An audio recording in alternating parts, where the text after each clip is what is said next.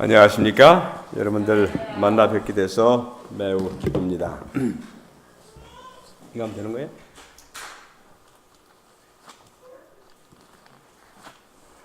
제 말씀드리기 전에 사진을 몇 장 좀 보여드리겠습니다. 사진 보입니까? 네. 지난 2012년도는 세계적으로 많은 재난들이 많이 일어났습니다. 근데 특별히 미국 하면 여러분들 어떻게 생각하세요? 모든 것이 잘 돼 있고 정리가 잘 돼 있고 많이 발달된 나라고 생각이 들 겁니다. 또 제가 미국에 수년 동안 살았지만 정말 잘 돼 있어요. 근데 미국에서도 가끔씩 뭐가 일어납니까? 예상치 못한 사고가 많이 일어납니다. 산불이 나는 것은 뭐 수도 없이 일어나는 일이고, 근데 얼마 전에는 바닷물이 넘쳐서 도시 전체가 물에 잠기는 때도 있었고, 또 최근에 뉴욕에 이 동부 지역에 샌디스매라고 하는 큰 폭풍이 일어나가지고 태풍이 불어와가지고 엄청난 일이 나는데 그 사진을 좀 보여드리겠습니다. 이거 지금 사진이 처음부터 아닌 것 같아. 여기 봐야지. 뭐가 좀 보입니까? 물이 엄청나게 지금 쏟아져 오는 것 같은 그런 사진입니다. 이게 어디라고요? 뉴욕. 미국입니다. 미국. 그것도 미국의 어디예요? 가장 중요한 상업 도시인 뉴욕에서 이런 일이 났어요. 자동차가 다 옆에 있는데 물이 이렇게 막 넘쳐납니다. 여기는 어떻습니까? 도로가 완전히 물이 잠겼어요. 이거는 하나의 상점인데 자동차가 이렇게 물이 잠겼습니다. 이건 뭐 별거 아니에요. 이렇게 건물들 물이 잠겼어요.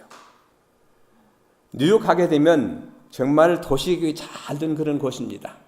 바둑판처럼 다 계획에 의해서 지어진 그런 도시들입니다. 이거 보세요. 물이 이만큼 찼어요. 또 뉴욕 가게 되면 바로 뭐 옆에요? 바다 옆이에요. 바다 옆이에요. 네. 이거 보세요. 사람들이 모여서 어떻게 하면 이 문제를 해결할까 지금 대책회의를 합니다. 어떻게 문제를 해결할까? 사람들이 이렇게 다쳐서 이제 운반이 됩니다. 보세요. 짓던 건물들이 다 망가졌습니다. 아까보다 물이 더 많이 잠겼죠? 엄청나게 잠겼습니다. 난리 중에 난리입니다. 사람이 어떻게 손을 쓸 수가 없어요. 자연의 재해는 인간의 힘으로 막을 수가 없습니다. 필리핀에서 지난번에 벌써 지난 한 번 큰 이런 폭풍이 2번 일어났어요. 1월 달에 한 번 일어났고 바로 얼마 전에 그런 일이 났는데 필리핀에 일어나는 것도 사실 이해가 잘 안 돼요.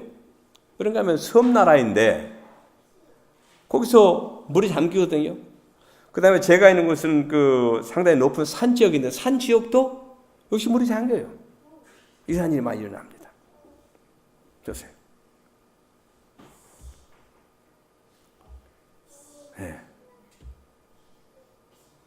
정말 이거 보세요. 이거는 뉴욕에 있는 노란 택시 주차장인데 어떻게 됐어요? 물이 잠겨버렸어요. 이거 뭐예요? 배가 기찻길에 와버렸어요.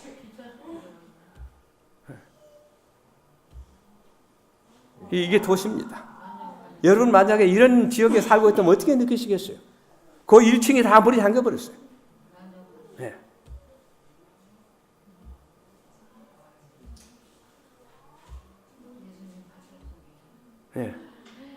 이 멋지게 지은 집이 어떻게 돼요? 하루아침에 그냥 무너져 버리는 겁니다.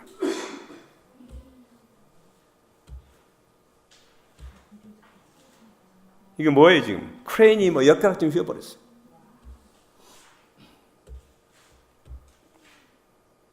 이건 지하철입니다. 완전히 잠겨버렸어요. 또 불도 났어요.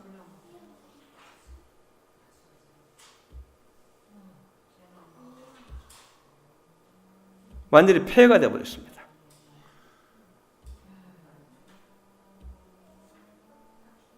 이렇게 이 세상은 지금 고통 가운데 있고 많은 사람들은 재난 때문에 집을 잃고 가족을 잃고 그런 형편에 처해 있습니다.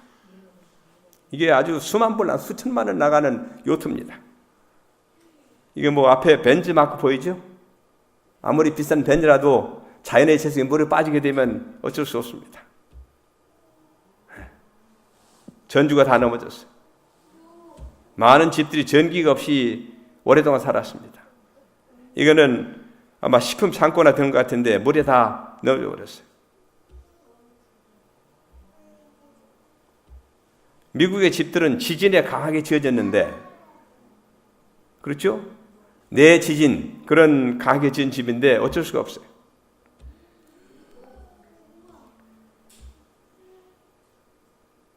집 주위에 있는 큰 나무들이 집을 덮쳐가지고 차 위에 떨어져가지고 엄청난 손해를 끼친 그런 일들이 여기 나와 있습니다.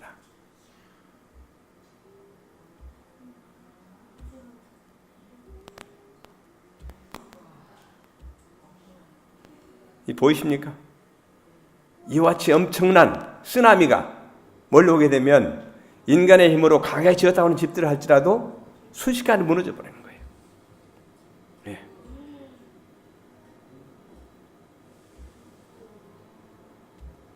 이게 어디서 일어난 일입니까? 미국에서 일어난 일입니다. 그것도 뉴욕에서. 네.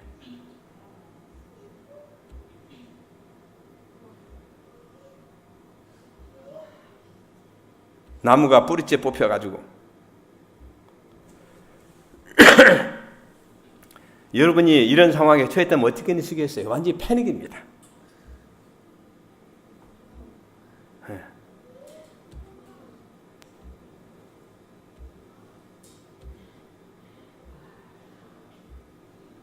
우리가 바로 이런 세상에 살고 있습니다. 예측할 수 없는 재난이 도처에서 일어난다. 또 다른 사진이 많이 있는데 어떤 사람이 2012년 1월 1일부터 이 세상에 일어난 기현상들만 쭉 뽑아놓은 그런 것들이 유튜브에 게재된 게 있습니다. 도처에서 많은 새들이 이유 없이 죽어갔습니다. 또 도처에 이유 없이 많은 물고기들이 떼죽음을 당했습니다. 예상 못했던 지진들이 꼬리를 물고 일어나고 있습니다. 우리는 이런 때에 어떠한 사람이 되어야 할지 한번 생각해 보시기를 바랍니다.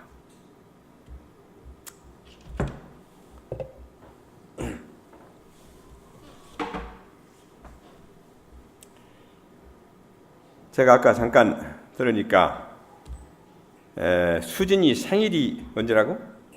오늘 생일이라고. 생일 축하합니다. 또 그러고 보니까 또 호연이 생일도 먼저라는 것 같아? 어저께 생일이라고. 여러분 생일을 당한 우리 우리 어린이들을 축하합니다. 그 다음에 오늘이 어제가 무슨 날이었습니까? 동지. 동지가 뭐 하는 날이에요? 팥죽 쏘가지고 먹는 날입니까? 뿌리는 날입니까?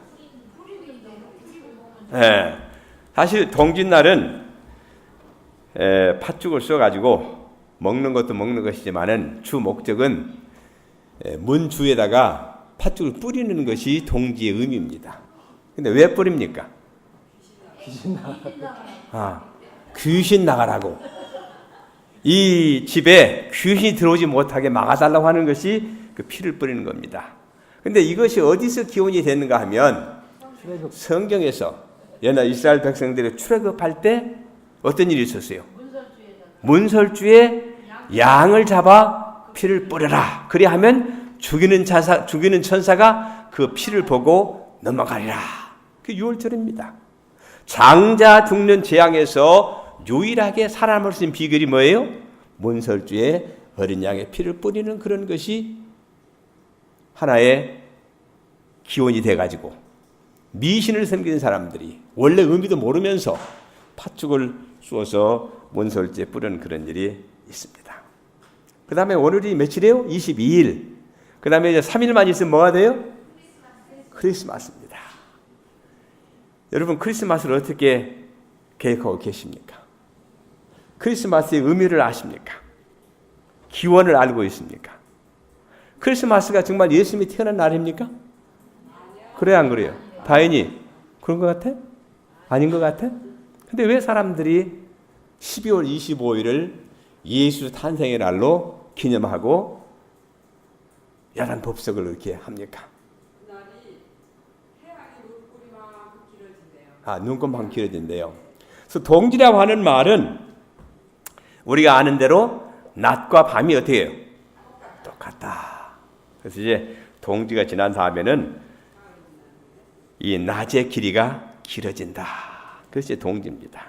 그런데 이 크리스마스라고 하는 말은 그리스도로 하는 말과 마스, 미사입니다. 미사라는 말이 합쳐져서 크리스마스가 됐습니다. 그래서 사실은 그리스도인들이 예배한 날이다 하는 그런 뜻입니다. 근데 사실은 이 크리스마스는 태양숭배일이에요. 태양숭배일. 12월 25일. 그동안에 해가 점점 짧아졌었는데 12월 20일부터 정말로 해가 길어진다. 이제 앞으로 태양이 온 대지를 따뜻하게 하니까 온 땅이 따뜻해질 것이고 모든 식물이 힘을 얻고 새롭게 소생할 것이다. 그래서 태양을 숭배하는 날로 기념하는 날이 크리스마스입니다. 12월 25일입니다. 그래서 사실은 3세기, 4세기까지는 크리스마스라는 것이 없었어요. 예수의 탄생을 기념하는 크리스마스가 없었습니다. 그런데 니케아 총회에서 기독 탄신이라 그래가지고 12월 25일로 법으로 공포하게 돼가지고 AD 350년부터 12월 25일을 예수 탄생일로 정해가지고 지키는 날이 성탄절입니다. 그렇기 때문에 성경에는 전혀 근거가 없는 날을 정한 날이 12월 25일인데 이걸 누가 했어요? 어디에서 했어요? 천주교에서 한 겁니다. 로마 천주교에서 12월 25일을 태양을 숭배하는 날로 지켰는데 태양을 숭배하는 사람들의 마음을 얻기 위해서 12월 25일을 예수 탄생일로 정해가지고 크리스마스 지키고 있습니다. 그렇기 때문에 성경을 잘 아는 사람들은 크리스마스가 예수 탄생일로 기념하고 축제할 그런 것이 아닙니다. 특별히 우리 어린아이들은 크리스마스가 되면 선물을 주고받고 카드를 주고받고 하는데 이거는 사실은 성경에 위배되는 것입니다. 저는 언젠가부터 크리스마스가 되게 되면 카드 보내는 것도 멈췄고 또 카드 받는 것도 별로 좋아하지 않습니다. 그래서 필리핀에 가게 되면 이 크리스마스가 굉장히 큰 축제입니다. 그런가 하면 그 나라가 뭐 어떤 나라예요? 천주교가 지배하는 나라이기 때문에 벌써 9월 달쯤 되게 되면 벌써 크리스마스 모자 쓰고 뭐 난리가 납니다. 우리는 크리스마스 의미를 좀 더 잘 아시길 바랍니다. 요한복음 15장 5절을 보게 되면 이런 말씀이 있습니다. 나는 포도나무요 너희는 그 가지들이라. 그가 내 안에 내가 그 안에 거하면 그 사람은 많은 열매를 맺느니라. 이는 나를 떠나서는 너희가 아무것도 할 수 없기 때문이라. 이 말씀은 예수님께서 제자들에게 잡히기 바로 전날 밤에 말씀하신 것입니다. 포도나무 밭을 지나시면서 달이 환히 비친 그런 형편 가운데서 말씀하신 말씀입니다. 나는 포도나무요 너희는 그 가지들이라. 그가 내 안에 내가 그 안에 거하면 그 사람은 많은 열매를 맺느니라. 열매 맺는 비결에 대해서 말씀하신 것입니다. 어떤 사람은 그리스도인 생애를 장미꽃이 핀 정원이라고 말합니다. 정말 행복한 삶, 고통을 모르는 그런 삶, 희망이 있는 그런 삶, 미래가 있는 그런 삶이라고 생각하기 때문에 그리스도인 생애를 장미꽃이 핀 정원과 같다 이야기하는 사람도 있습니다. 그런가 하면 다른 어떤 사람은 그리스도의 삶은 전쟁터와 같다고 말합니다. 왜? 그리스도를 받아들인 그 순간부터 무엇이 시작이 됩니까? 핍박이 시작이 되고 시련이 닥쳐오고 많은 유혹들이 다가오기 때문에 그리스도의 삶은 전쟁터와 같다 그렇게 이야기합니다. 전자는 믿음만 있으면 뭐가 그렇게 문제가 될 것이느냐. 믿음만 있으면 모든 문제가 해결되기 때문에 도무지 걱정할 것이 없다. 그렇게 이야기를 합니다. 그렇습니까? 믿음만 있으면 됩니까? 믿음만 있으면 문제가 없습니까? 믿음만 있으면 만사가 해결됩니까? 어떻게 생각하세요? 믿음이 많으신 분들이 여기 있습니다. 믿음대로 살도록 하는 분들이 있습니다. 그런데 믿음이 있을 때 문제가 없어지는 것입니까? 어떻게 생각하세요? 욥의 경험을 보게 되면 욥이 믿음 있는 사람이었습니까? 완전한 사람이었습니까? 그 당시에 의인이었습니까? 최소한 누가 인정하는 의인이었습니까? 하나님이 인정하는 의인이었습니다. 환영합니다. 우리 예쁜 아가씨 또 한 사람 왔네. 욥에 대해서 성경이 뭐라 말하냐면 그 당대 욥은 어떤 사람이다? 의인이라, 완전한 사람이라 그랬습니다. 그렇다고 하면 욥이 하나님이 인정하는 의인이었다고 하게 되면 믿음이 있는 사람이었을까요? 믿음 있는 사람이었습니다. 근데 믿음 있는 사람도 시련을 당했습니까?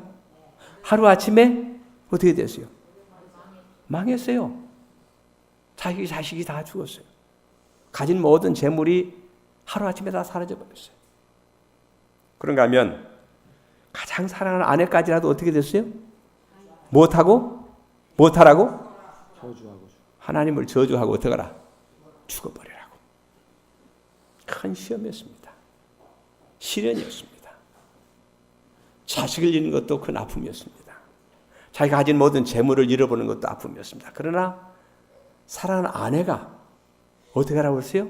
하나님을 저주하고 죽으라. 이거는 아마 욥이 감당한 시험 가운데 가장 큰 시험이었을 거라 생각이 듭니다. 믿음이 있어도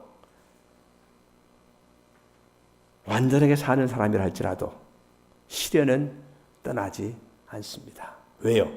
우리가 사는 세상이 하나님의 세상이 아니고 마귀가 주관하는 세상이기 때문에 어쩔 수가 없습니다. 그런데 오늘 성경절에서 그리스도인의 삶을 통해서 어떻게 하면 열매를 맺을 수 있는가 하는 것을 말씀하고 있습니다. 그 비결이 무엇입니까? 내가 예수님 안에, 예수님이 내 안에 있으면 이런 사람은 많은 열매를 맺느니라 이렇게 말씀하셨습니다. 여러분 사과 좋아하십니까? 배 좋아하십니까? 예, 맛있습니다. 감도 좋아하시죠? 예. 근데 특별히 사과나무와 배나무 또 포도나무는 전정을 꼭 해야만 됩니다. 특별히 포도나무는 전정을 하지 아니하면 엉망이 돼버려요. 그래서 이 과수원적이 포도나무를 가꾸는 그 농부는 봄이 오면 아주 바쁩니다. 뭐 해야 됩니까? 전정을 해야 돼요. 근데 전정을 할 때 아무 가지나 자릅니까? 아니죠. 우리가 수년 전에 방글라데시에 참 여러 사람들의 도움을 받아가지고 포도원을 짓고 비닐하우스를 치고 한국에서 포도나무를 갖다가 심었어요. 그래서 이제 한 장로님이 거기 가서 이 전정을 잘 해가지고 두 번째 해부터 포도가 열리기 시작했어요. 근데 방글라데시 나라는 포도가 잘 안 돼요. 포도가 없어요. 그래서 다른 나라에서 수입을 해오기 때문에 포도가 꽤 비쌉니다. 방글라데시에서 하루에 보통 농부들이 받는 임금이 1불에서 1불 50 정도 됩니다. 그러면 1,500원 정도, 혹 많이 받으면 2,000 정도 받는데 포도 1kg에 5불씩 갑니다. 쌀 때는 3불, 비쌀 때는 5불씩 가요. 그러면 포도 1kg 사 먹기 위해서는 최소한 이틀 일을 해야 됩니다. 그렇기 때문에 포도를 사 먹는다고 하는 것은 꿈 같은 얘기입니다. 그래서 이제 한 장로님이 만약에 이 방글라데시 삼육대학에 포도 농사를 해가지고 수학을 잘 할 것 같으면 학교에 큰 도움이 될 것이다 생각을 하고 참 꽤 많은 돈을 들여가지고 비닐하우스를 짓고 포도를 심었어요. 그래서 포도가 굉장히 크게 잘 열렸어요. 정말 크게 잘 열렸어요. 그래서 이제 희망을 가지고 아마 앞으로 방글라데시 삼육대학에서 포도 수확을 하면 경제적으로 큰 도움이 될 것이다. 그렇게 생각을 했습니다. 그리고 이제 한장로 중국을 가시고 저도 사실 포도는 어떤지 잘 모르고 현지인 사람에게 포도농사를 지라고 이제 잘 가르쳐 줬어요. 여기 한국에 와서 몇 달 있으면서 한장로 밑에서 교육도 받았습니다. 근데 그 다음에 가봤더니 포도가 하나도 안 열렸어요. 그 어찌 된 것이냐?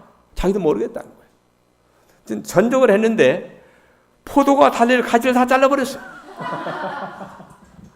그리고 포도가 열려요, 안 열려요? 안 열려요. 그래서 몇 번 우리가 시도를 해봤지만 포도나무 농사에 실패를 해버렸습니다. 그래서 지금 다 뽑아버렸어요. 그래서 과원지기는 과수나무를 전정을 할 때에 어떤 가지를 자르고 어떤 가지를 살려놔야 될지를 잘 알고 판단합니다. 그리스도인 삶에 있어서 마찬가지입니다. 열매를 많이 맺게 하기 위해서는 믿음 있는 사람들에게 시련을 허락하십니다. 그런데 포도나무가 전정을 당할 때에 가지를 딱 자를 때 아플까요? 안 아플까요? 아플 것 같아요? 아플 것 같아요. 그래서 뭘 냅니까? 진을 냅니다. 진을 내가지고 상처를 딱 마무리해 칩니다. 그래서 전정이라고 하는 것은 상당히 아픈 경험입니다. 고통이 수반되는 그런 일입니다. 그런데 이 과원지기가 전정을 하는 유일한 이유는 뭡니까?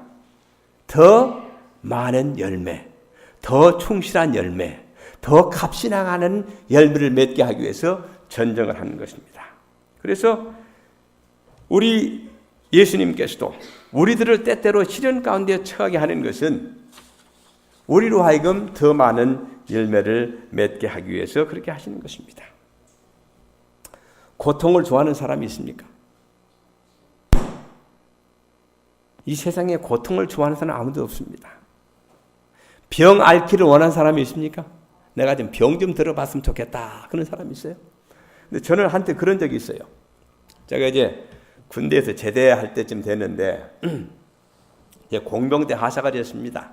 그래서 매주 이 병사들 데리고 나가서 집을 고치고 돌을 고치고 다리를 고치고 그런 일을 했는데 제대할 때가 딱 되니까 꾀가 나더라고요. 이거 좀 나가서 그런 거 좀 안 하면 안 되겠나. 그래서 내가 좀 아프다고 좀 거짓말하고 병원에 입원을 좀 해야 되겠다. 그래서 이제 아프다고 이제 입원을 해봤어요. 근데 군대이기 때문에 아프다고 이야기하면 입실을 하라고 그래요. 의무실에. 그래서 입실을 딱 해가지고 거기 하루 딱 지나고 이틀쯤 지나니까요. 사람들이 뭐 깜포도 사오고 뭐도 사고 난리 진짜 아픈 줄 알고. 근데 딱 누워서 생활하다 보니까 이거 안 아픈 사람이 아픈 척 하는 게 보통 고민이 아니고 고통이 아니야.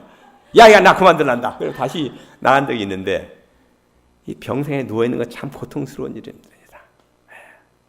아픔을 하는 사람이 아무도 없어요. 근데 때때로 아프기 때문에 병원에 간 사람이 들어있습니까? 네, 들어있습니다. 그런 사람들은 어떤 하나님을 가장 필요로 할까요? 치료하시는 하나님을 필요합니다. 이 방법 저 방법 다 해봤습니다. 이 병원 저 병원 다 가봤습니다. 좋다는 건 다 해봤습니다. 그런데 현대의학으로서는 고칠 수 없다는 선거를 받는 사람들이 많이 있습니다. 그런 사람들에게는 꼭 필요한 것이 어떤 하나님인가 하면 나는 너희를 치료하는 하나님이라 하는 그 하나님 필요합니다. 하나님께서는 때때로 믿음 있는 사람들에게도 아픔을 허락하십니다. 건강 생활을 잘하는 사람에게도 질병이 오도록 허락하십니다. 왜요? 그런 방법이 아니고서는 도무지 그 마음을 얻을 수 없기 때문에 우리가 외적으로 볼 때는 완전한 삶을 살고 하나님 뜻에 살고 있는 것처럼 보여질지 모르지만은 그 내면적으로 보게 되면 그렇지 않은 사람들이 덜어 있습니다. 그럴 경우에 하나님께서는 때때로 아프게 하십니다. 그래서 아프게 하셔서 아픔 가운데서 하나님을 발견하는 때가 많이 있습니다. 그래서 많은 사람들이 병상에서 죽기 전에 하나님을 찾고 회개하는 경우들이 많이 있습니다. 왜요? 그런 경우에 그네들의 마음이 열려서 하나님을 받아들이기 때문에 그렇습니다. 여러분, 사촌이 땅을 사면 어떻다는 말이 있어요? 배가 아프다는 말이 있어요. 왜 그렇습니까? 셈이 나서. 사촌이 땅을 사면 배가 아프다. 비교하기 때문에 그렇습니다. 남보다 내가 잘 돼야 되는데 나보다 남이 잘 되기 때문에 어떻게 되는 거예요? 배가 아픈 거예요. 그래서 배가 아프다 보면 소화가 안 되고 하다 보면 병이 듭니다. 우리 아까 과정 공부 시간에 조금 이야기를 했는데 헌정사상 한국의 여자가 대통령이 됐습니다. 또 그런가 하면 아버지와 딸이 대통령이 되는 또 최초의 사건이 벌어졌습니다. 그런데 얼마 전에 그런 얘기를 누가 한 것 같은데 영문으로 strong leader라는 말, strong leader 무슨 말이야? 응? 다인이 strong이라면 무슨 말이야? strong 강하다, 힘이 있다. 리더라 하는 말은 지도자입니다. 그래서 뉴욕 타임즈 표지에 strong leader starter 아주 강력한 지도자의 딸이 한국의 대통령으로 출마했다. 그런 기사가 나왔어요. 근데 이 스트롱 리더라고 하는 말은 영어에는 항상 뜻이 두 가지 이상 세 가지가 있어요. 그래서 스트롱 리더를 그대로 번역하게 되면 강력한 지도자인데 사실은 그 스트롱 리더라고 하는 말은 강력한 지도자라기보다는 독재자라는 말이에요. 독재자. 그래서 뉴욕 타임즈에서는 독재자의 딸이 한국의 대통령으로 출마했다는 말을 부각시키기 위해서 그렇게 썼는데 한국 사람들은 영어가 좀 모자라가지고 강력한 지도자의 딸이 대통령으로 출마했다. 그렇게 번역을 했어요. 근데 그 기사를 보고는 영어를 아는 사람들이 이건 번역이 잘못됐다. 어찌 이럴 수 있느냐. 똑똑히 봐라. 그래서 막 인터넷상에서 알고말 했어요. 그래서 이제 그 모든 사람들이 타임지에 연락을 했어요. 당신들 어떤 의미로 말을 썼느냐? 그랬더니 다시 그 다음에 뭐라고 이제 다시 말을 바꿔서 기사가 나오는가 하면 독재자의 딸이라 그렇게 이야기를 했어요. 그런데 이제 박근혜 후보가 대통령 당선된 다음에 미국에서 또 뭐라고 이제 났을까요? 독재자의 딸이 한국의 대통령이 됐다. 그렇게 됐습니다. 어쨌든 간에 왕은 누가 낸다고 그랬습니까? 하늘에서 낸다. 그래서 우리는 이 땅에 사는 동안 어떻게 돼요? 하느님이 낸 지도자에게 순종해야 합니다. 협력해야 합니다. 그렇지 않으면 어떻게 되는 수가 있어요? 우리가 죽는 수가 있어요. 큰 해를 당하는 수가 있어요. 그래서 한국에서는 이제 앞으로 5년 동안 새로 선택받은 이 박근혜 대통령이 정치를 잘 하기를 여러분 기도해야 할 것입니다. 또 우리가 할 수 있는 한 협력해야 될 것입니다. 그러나 그 앞에는 앞으로 많은 문제들이 산적해 있습니다. 하나의 대통령이 되는 것이 쉬운 일이 아닙니다. 노무현 대통령이 대통령이 되고 난 다음에 뭐라고 그랬어요? 이거 대통령 참 이거 못해먹을 노릇이라. 근데 왜 그렇게 대통령이 되려는지 모르겠어요. 대통령이 돼 보니 이거 보통 일이 아니거든요. 보통 문제가 아니에요. 근데 그 대통령 되려고 이렇게 그냥 안 따라요. 문재인 씨는 자기가 대통령이 꼭 될 걸 생각을 했는데 떨어졌어요. 혹 지금 배가 아픈지 모르겠어요. 왜? 자기가 대통령이 아니고 다른 대통령이 됐기 때문에. 그러나 거기 무슨 뜻이 있을 겁니다. 우리는 이 땅에 살면서 이 나라가 잘 되기를 기도하시기 바랍니다. 아직도 이 나라에서 해야 할 일이 많이 있고 이 나라에 사는 사람들이 해외 나가서 해야 할 일들이 많이 있습니다. 제가 필리핀에 가보니까 아직도 복음이 들어가지 않은 것들이 많이 있어요. 아직도 학교에 가서 공부하기 위해서 3일 4일을 걸어서 학교에 가야 하는 그런 것들도 있습니다. 제가 깜짝 놀랐어요. 데이비드 게이라고 하는 사람이 멕시코 가서 복음을 전할 때 한 사람을 만났는데 우리 마을에 지금 말라리아가 창궐하니 와서 도와달라 그런 이야기를 했어요. 자기가 걸어왔다는 겁니다. 그래서 걸어가는데 얼마나 걸립니까 물어봤더니 일주일 걸는다. 일주일. 산을 넘고 이렇게 해가지고 일주일 걸어서 왔다 이 말이에요. 그래서 그가 이건 아니다. 내가 걸어서 다닐 것이 아니라 비행기를 타고 다니겠다. 그렇게 아주 하나님께 기도했더니 비행기를 주셨어요. 그래서 인간적으로 볼 때는 impossible입니다. impossible. impossible 무슨 뜻이에요? 불가능한 겁니다. 그런데 impossible을 두 단어로 딱 나누게 되면 I'm possible입니다. 예. 그래서 데이비드 게이트는 지금 비행기가 한 열 몇 대 돼요. 예. 그래서 얼마 전에 필리핀에 비행기 한 대를 또 주었습니다. 그 다음에 데이비드 게이트는 사실은 우리 교단에서도 하지 못한 그런 일을 많이 합니다. 지금 멕시코, 브라질, 볼리비아, 아르헨티나 이쪽에서 텔레비 방송을 여러 개 가지고 있어요. 텔레비 방송국을. 그 다음에 필리핀에서도 지금 텔레비 방송을 합니다. 아주 연약한 목사가. 근데 인간적으로 볼 때는 impossible 하지만 하나님이 함께 하시면 I'm possible입니다.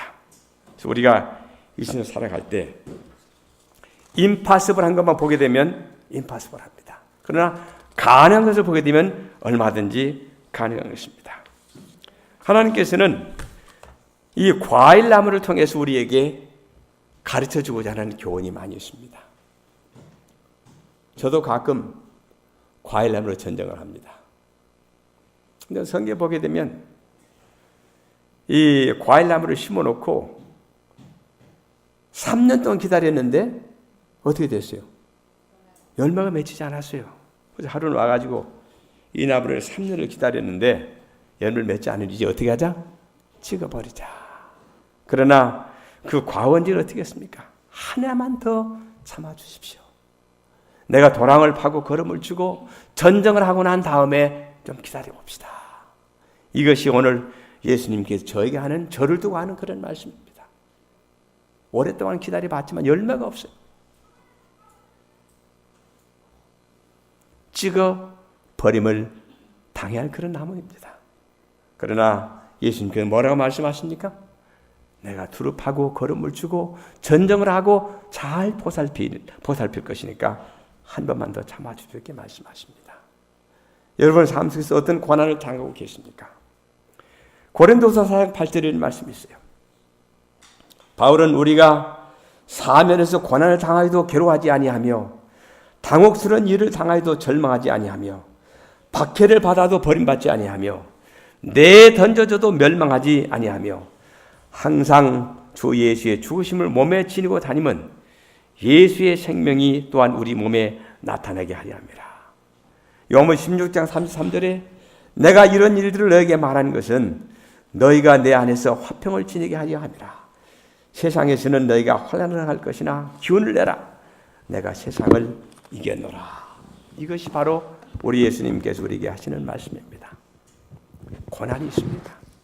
시험이 있습니다. 참기 어려운 그런 일들이 있습니다. 그러나 우리 예수님께서는 우리에게 내가 세상을 이겼으니 참고 견디라고 말씀하십니다. 두 아가씨가 어떤 아가씨들이에요? 규례 초등학교? 네, 환영합니다. 반갑습니다. 예. 오늘 다이도 왔고. 그 다음에 내 이름이 생각이 안 나.